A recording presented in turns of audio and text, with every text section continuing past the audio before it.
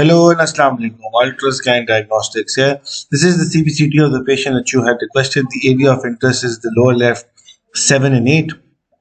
We don't know what particularly is bothering the doctor. We'll tell you what we see. This is the sagittal view. Now, on the sagittal view, you can very clearly see we've got a class 1 cavity on the upper left 7 and we've got a partially impacted lower left 8. Now, on this region, you can see the most problematic aspect is the fact that how closely associated the 7 and the 8 are. The roots of the 7 and the 8 are not fused together, but they are joined. We see a very faint line of PDL separating the two, but in essence, clinically, there is absolutely no space between the roots of the 7 and the roots of the 8. And there is a significant chance, there's a significant chance that during the extraction of the 8, the roots of the 7 might get damaged. There's very limited area for luxation as well.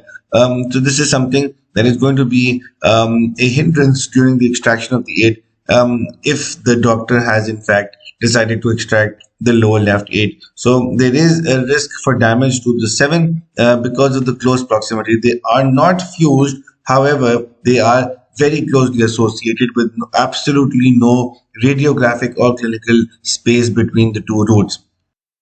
Now, moving to the axial view, which is basically the top to bottom view, you will be able to appreciate that this is where the roots begin to join together, and as we move more inferiorly or apically, they continue to stay together, as you can very clearly see.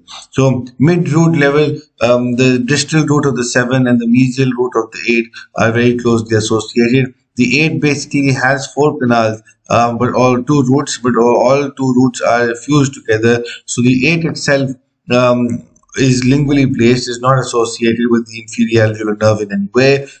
It's quite significantly far away, but it is the approximation to the lower left 7 which is going to be a problem during the extraction of the lower left 8.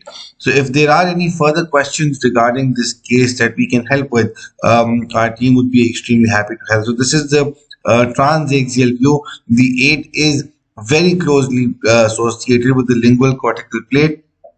So this is another thing that should be kept in mind, that too much luxation towards the lingual aspect can result in the perforation of the lingual cortical plate during the extraction of the 8. This is the 8, and as soon as that, the 7 starts. So there's absolutely no distance between the two. Thank you very much.